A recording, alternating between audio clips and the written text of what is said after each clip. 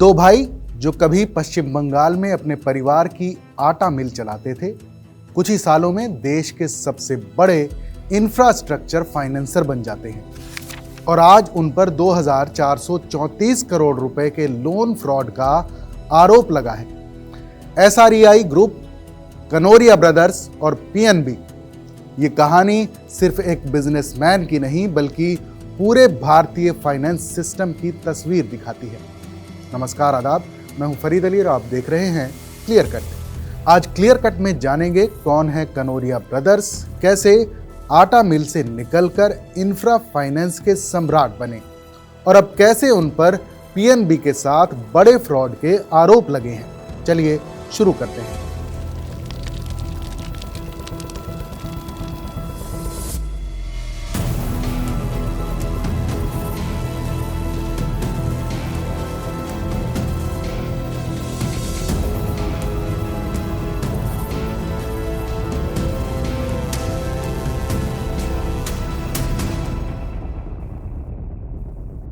हेमंत कनोरिया और सुनील कनोरिया कोलकाता के एक मारवाड़ी बिजनेस परिवार से आते हैं। परिवार का पारंपरिक बिजनेस था, दो आटा मिलें जिनसे घर अच्छे से चल रहा था, लेकिन स्केल और ग्रोथ की सीमाएं साफ थीं। हेमंत कनोरिया शुरू से मानते थे कि अगर भारत की किस्मत बदलनी है तो सड़कों, पुलों, पावर और इंफ्रास्ट्रक्चर में बड़ा निवेश जरूरी है। फैमिली बिजनेस से बाहर निकलकर उन्होंने अपने भाई सुनील के साथ फाइनेंस की दुनिया में कदम रखा। एक पुराने इंटरव्यू में हेमंत ने कहा था कि हमने सिर्फ प्रॉफिट के लिए नहीं, देश के इंफ्रास्ट्रक्चर को फंड करने के लिए कंपनी बनाई थी। आज यही शख्स पीएनबी के बड़े फ्रॉड केस में केंद्र में है। आटा मिल से इंफ्रास्ट्रक्चर फाइनेंस तक एसआरईआई की शुरुआत 1989 में हेमंत और सुनील कनोरिया ने मिलकर एसआरईआई इंफ्रास्ट्रक्चर फाइनेंस लिमिटेड की शुरुआत की। उस दौर में ज्यादातर बैंक बड़ी बड़ी सड़कों, पुलों, हाईवे और हैवी इक्विपमेंट के लोन से बचते थे। रिस्क ज्यादा था, टेन्योर लंबा था और रिटर्न अनिश्चित।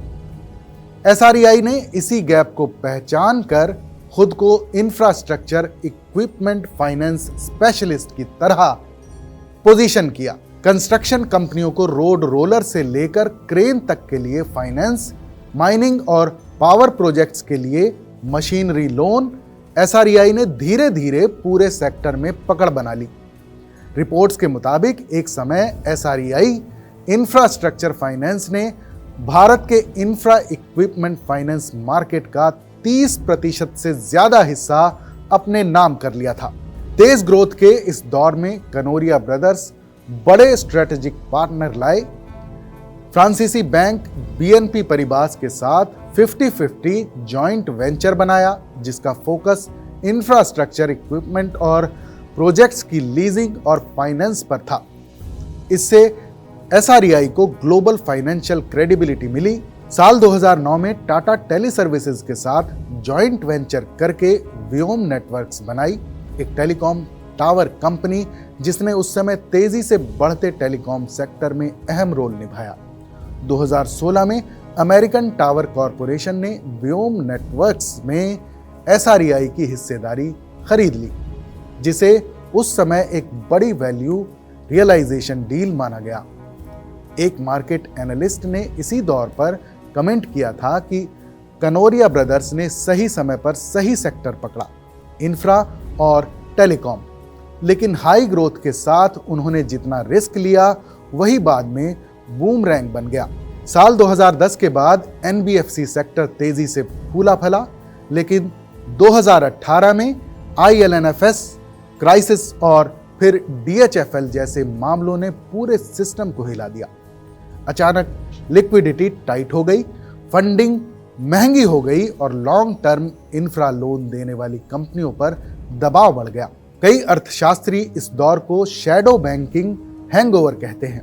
रघुराम राजन ने भी चेताया था कि अगर गवर्नेंस और रिस्क मैनेजमेंट कमजोर रहे तो एनबीएफसी सेक्टर क्राइसिस में फंस सकता है। एसआरईआई पर यही दबाव आया। लंबी अवधि वाले projects delay, stuck cash flow और उधर महंगा कर्ज। नतीजा ये हुआ कि एसआरईआई ग्रुप की दो कंपनियां एसआरईआई इंफ्रास्ट्रक्चर फाइनेंस लिमिटेड यानी एसआईएफएल और एसआरईआई इक्विपमेंट फाइनेंस लिमिटेड यानी एसईएफएल पर कुल मिलाकर करीब 32,700 करोड़ रुपए का कर्ज चढ़ गया। अक्टूबर 2021 में आरबीआई ने बड़ा कदम उठाते हुए एसआईएफएल और उसकी फुल सब्सिडियरी एसईएफएल दोनों के बोर्ड ऑफ डायरेक्टर्स को हटा दिया। तब तक इन कंपनियों पर कोलकाता की कनोरिया फैमिली का कंट्रोल था। आरबीआई ने मिसमैनेजमेंट और गवर्नेंस को लेकर गंभीर सवाल उठाए और इन कंपनियों के खिलाफ इंसॉल्वेंसी एंड बैंकरप्सी कोड यानी आईबीसी के तहत प्रक्रिया शुरू की। एक बैंकिंग लॉ विशेषज्ञ ने इसे रेगुलेटर की सर्जिकल स्ट्राइक बताया और कहा कि संदेश साफ था, सिस्टमैटिकली इंपोर्टेड एनबीएफसी भी अगर गड़बड़ करेगी तो छोड़ी नहीं जाएगी।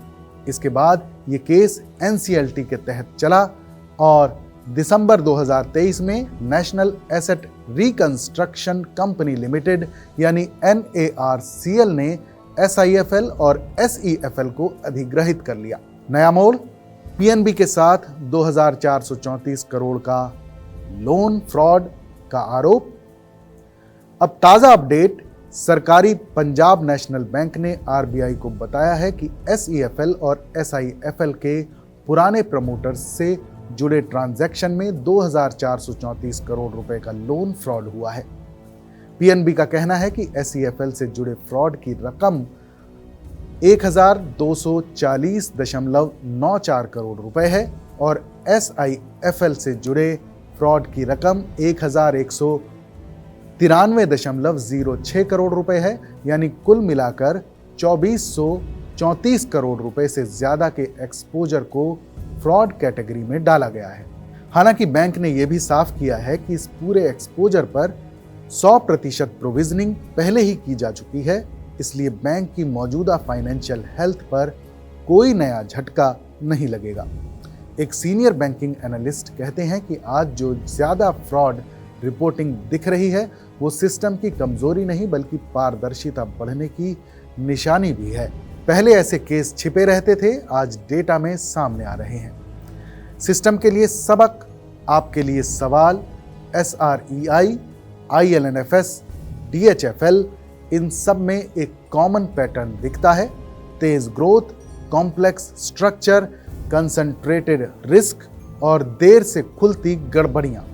यही कारण है कि आरबीआई और सरकार एनबीएफसीज और बड़े कॉरपोरेट लोन पर निगरानी और कड़ी कर रहे हैं। कई पॉलिटिकल स्टेटमेंट्स में सवाल उठता है कि बैंकों और रेगुलेटर्स ने समय रहते अलार्म क्यों नहीं बजाया, जबकि सरकार का पक्ष ये है कि अब डिजिटल रिपोर्टिंग, स्ट्रेस टेस्टिंग और आईबीसी जैसे टूल्स के जरिए रिकवरी और ट्रांसपेरेंसी पहले से बेहतर हुई है।